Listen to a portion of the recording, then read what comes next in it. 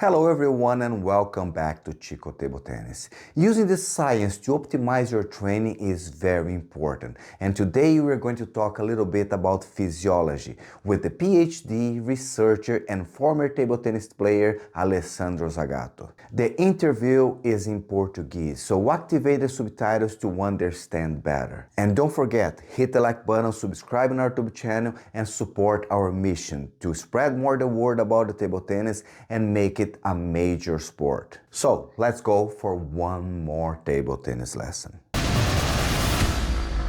Alessandro Zagato, doutor em Fisiologia do Esporte, ex-mesatenista. É um prazer estar com você aqui hoje, falando um pouquinho de tênis de mesa, da fisiologia do esporte, da ciência no esporte.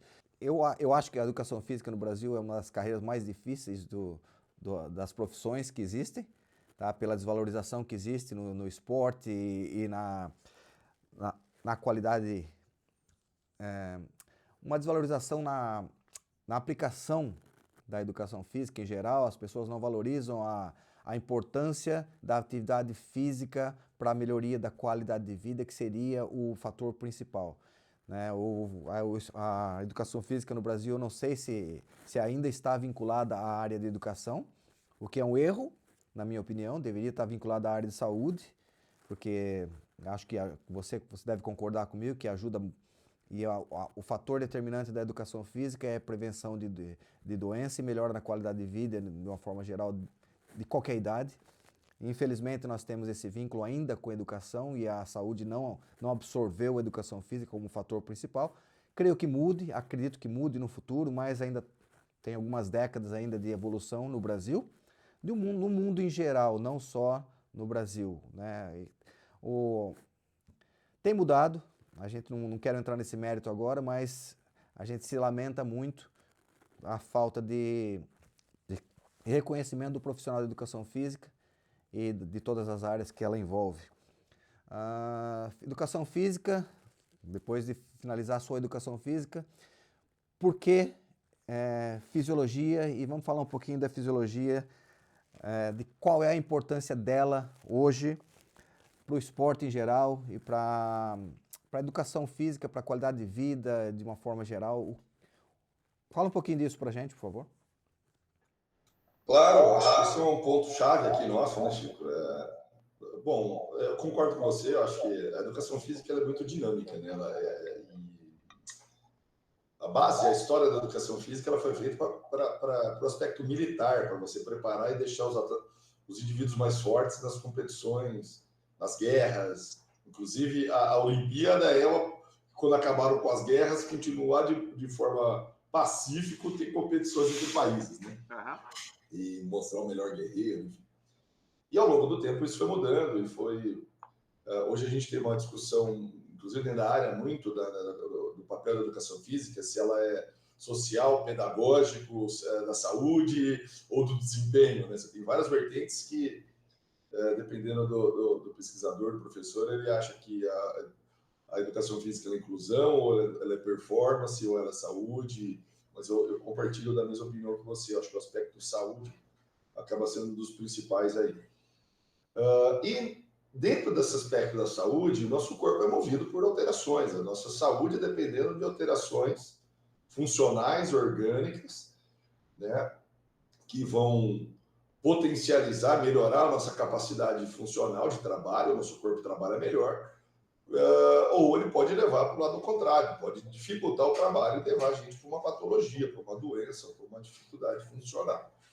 E nesse panorama nós temos a fisiologia. A fisiologia ela faz exatamente isso, ela estuda como o nosso organismo funciona, como que ele se adapta, como que ele se melhora na sua parte biológica, funcional.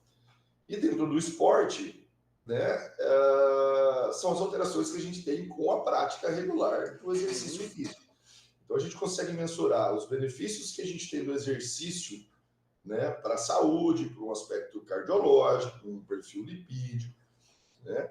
E hoje no esporte está sendo muita evidência, a parte da fisiologia também, para otimizar o treino e o desempenho, né? Isso é notório, assim, a gente consegue perceber pela evolução Antes a gente treinava muito mais do que a gente treina hoje, né? Hoje a gente treina menos e tem resultados melhores, principalmente pela otimização do treino. Então, a gente treinava muito lá atrás, mas com uma qualidade de treino melhor. Pior, né? Desculpa.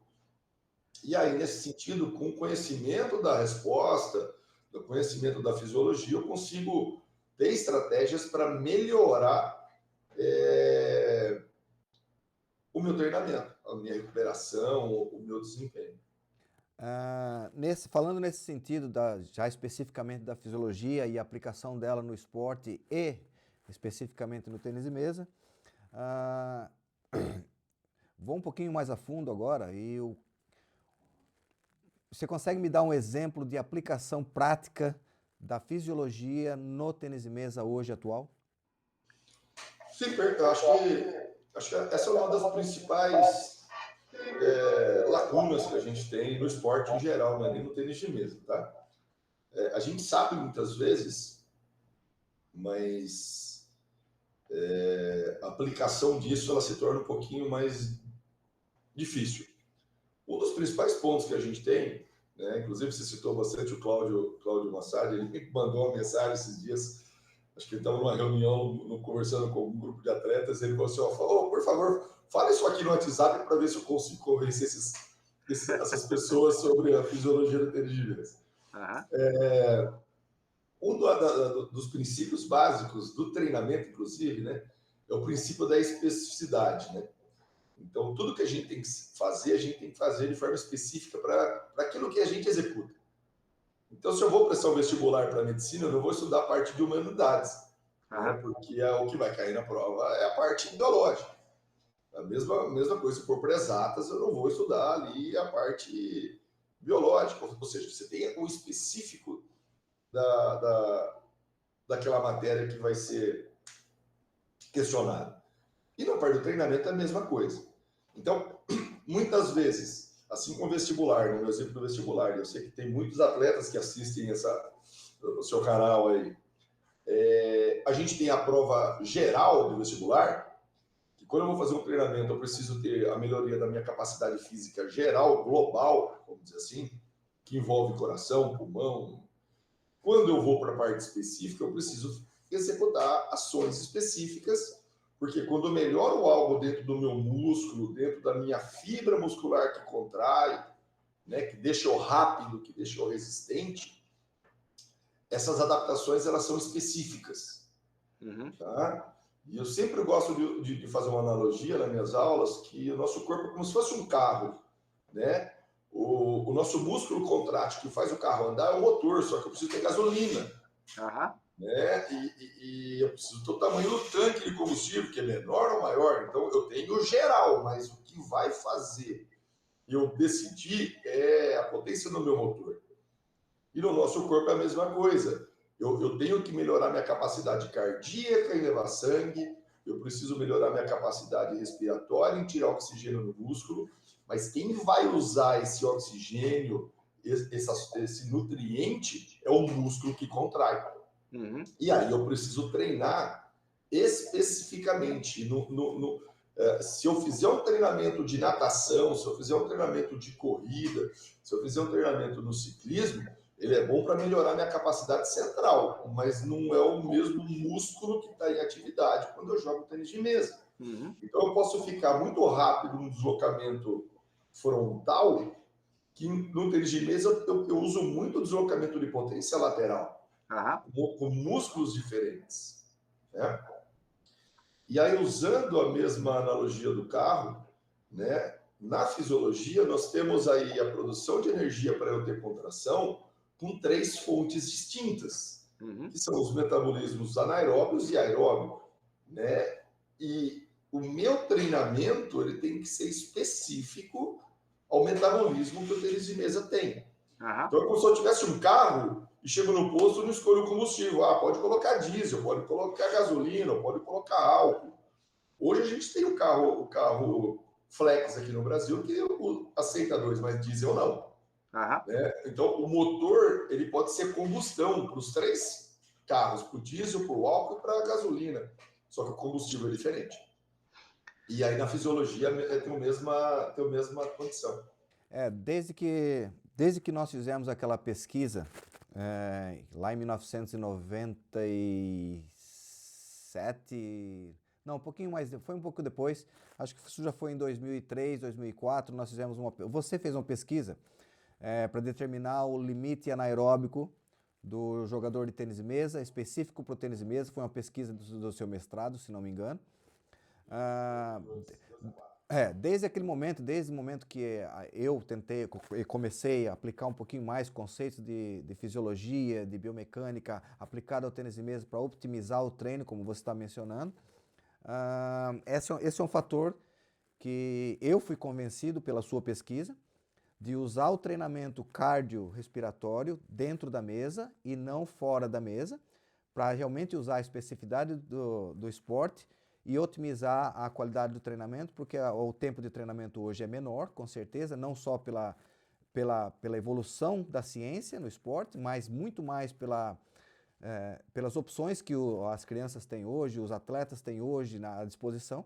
Então ele limita para ter uma vida social, isso permite que o atleta tenha uma vida social, diminui a carga de treinamento até um determinado nível, obviamente, não vamos falar isso de um atleta olímpico ou um atleta de nível mundial, porque aí já é nível profissional, mas eu fui convencido a partir daquela pesquisa sua, tá? Me corrija a data se eu estiver errado, e eu concordo 100% com você.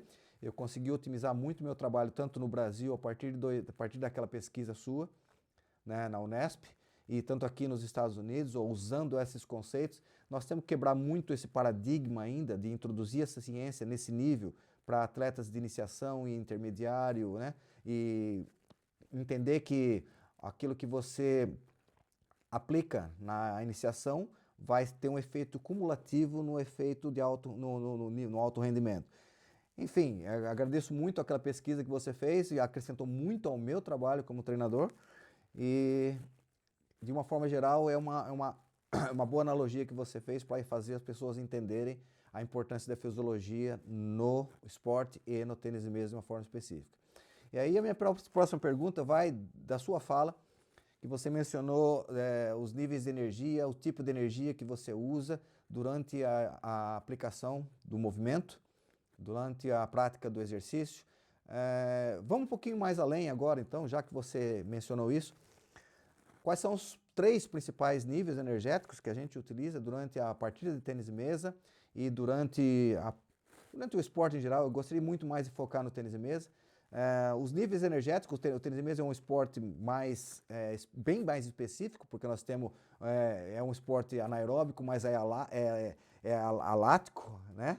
Então essa especificação do tênis de mesa tem necessidades específicas. Falando um pouquinho desses sistemas energéticos, o que você pode acrescentar para que o treinador que está assistindo o nosso canal aí, desde já, obrigado se você está assistindo, e se você puder se inscrever no canal aí, dar uma força para a gente. Nós vamos estar trazendo um pouco mais de ciência hoje, com o Alessandro aí, PhD em Fisiologia do Exercício. Vamos falar um pouquinho desses sistemas energéticos do tênis de mesa específico. Maravilha, Chico. Acho que essa é a pergunta principal e uma tecla que eu bato sempre, que é necessário os nossos treinadores e atletas saberem muito bem disso.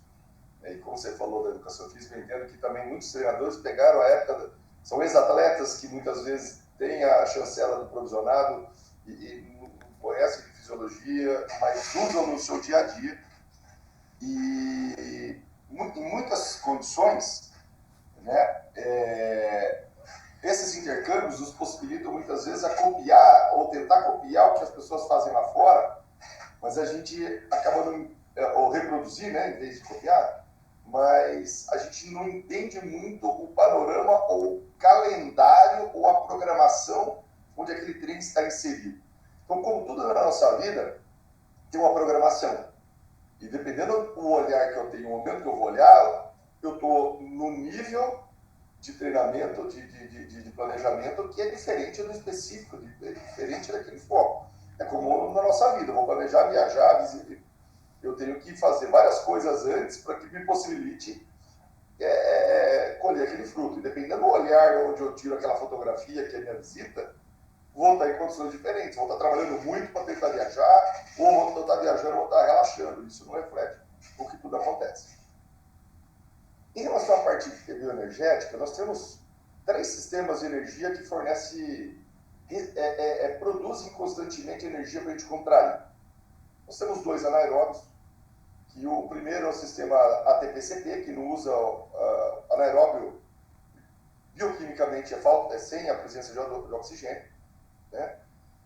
O primeiro, ele é o mais rápido, ele é imediato, a gente chama até são os exercícios de potência, de explosão, vamos dizer assim, eu não gosto desse termo explosão, mas é popularmente conhecido, que a gente consegue fazer nossa atividade máxima e ele dura no máximo 10 a 15 segundos. Então, tudo que eu fizer que dura 10 a 15 segundos é esse metabolismo que está ativo. Então, deixa só para esclarecer para o leigo, aqueles que estão assistindo pela primeira vez e eu escutando falar de fisiologia pela primeira vez, o sistema ATP-CP é o sistema de maior potência, mas que tem uma curtíssima duração. Exatamente. Perfeito. E outras pessoas conhecem isso como o sistema alático, né? Porque A de não lactato, não produz lactato. Esse A antes vem não lactato. Uhum.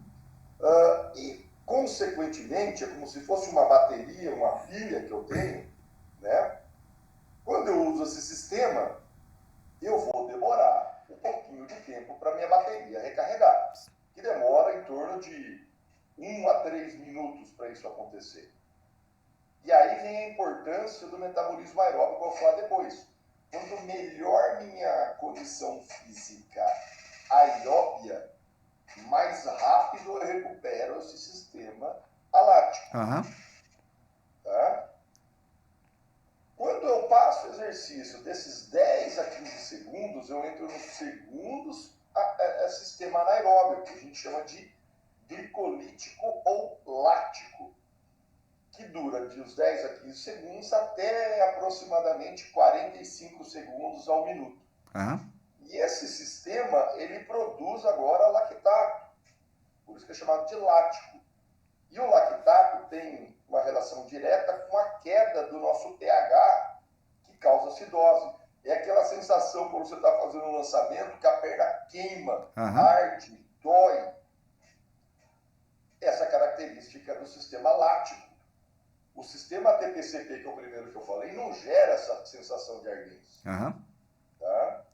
Se a perna está queimando, eu estou no sistema lático, no glicolítico. Tá? E depois desse 1 minuto, nós entramos no metabolismo aeróbio que usa oxigênio. E é esse a gente faz por longa duração, por períodos prolongados. Quando eu vou olhar o tênis de mesa, Chico, e a gente vai olhar assim, de modo geral, né, a parte notacional do tênis de mesa, se eu filmar e ver o que acontece no jogo e a parte metabólica, em torno de 90% de todo o jogo ele é dependente do metabolismo aeróbio. Tá? Porque o jogo tem uma duração de 20, 30, 40 minutos, dependendo do estilo de jogo. Do sistema de disputa da competição. Só que os momentos de ponto, de rally, de troca de bola, esse é exclusivo do sistema ATP-CP. Então, quando a gente vai olhar todo esse complexo, o que a gente vê, né, na mesa? Que o sistema ATP-CP é um sistema alático, esse que não causa dor, ardência, ele que é o determinante para eu disputar o ponto. E o sistema aeróbio, ele é responsável por me recuperar entre um ponto e outro. Isso é muito nítido quando a gente vê uma pessoa com uma habilidade técnica muito boa, né, ou um atleta que já aposentou, né, ele joga muito bem o primeiro jogo, né, mas depois ele não consegue jogar bem com o nível de desempenho, porque ele tem o metabolismo cardiorrespiratório mais debilitado, e aí ele não consegue recuperar ao longo das partidas. Tá? Mostrando a importância do sistema ATP-CP. E quando eu vou para o sistema glicolítico, que é esse que causa a sensação de ardência, essa dor, a gente tem uma participação menor que 1% durante o jogo Ou seja, ele é quase nem usado. Raramente a gente vai ter um rally no tênis de mesa com média de 30 segundos. Tá? Eu não estou dizendo que não exista, mas isso é raro. Tá? Quando eu vou olhar a parte rotacional, a duração média do rally do tênis de mesa é em torno de 3 segundos. Tá? Isso é uma média. Ah, mas não tem rally de 1 minuto? Tem, mas é muito raro de acontecer. Tá? E aí, essa parte metabólica, ela vai depender também do estilo de jogo. Então, se eu vou jogar com um atleta defensivo, com um atleta carteiro, que eu sei que a duração desse rally ela vai ser prolongada. Sim. Tá? Se eu tenho 2 jogadores ofensivos, eu tenho praticamente os pontos decididos em terceira bola. Tá? Isso muda com o estilo de jogo, obviamente. Mas mesmo assim eu tenho essa diferenciação.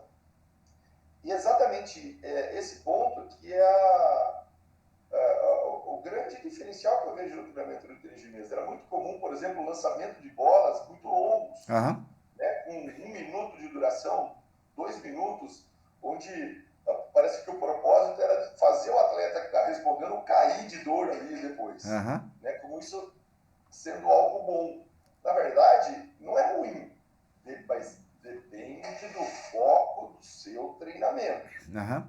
Se eu quero naquele momento fazer um treino glicolítico, fazer ele tolerador, eu estou no caminho certo. Agora, a partir do momento que eu uso esse tipo de lançamento como uma regra, uma rotina, aí eu estou treinando errado, porque o treinamento do tênis de mesa, o jogo, ele é curto, é um sistema de potência. E aí eu posso lançar, como eu já falei para várias pessoas, inclusive com você a gente já conversou muito, eu posso lançar o mesmo número de bolas, só que de forma fragmentada. Então eu vou lançar, preciso rebater 200 bolas.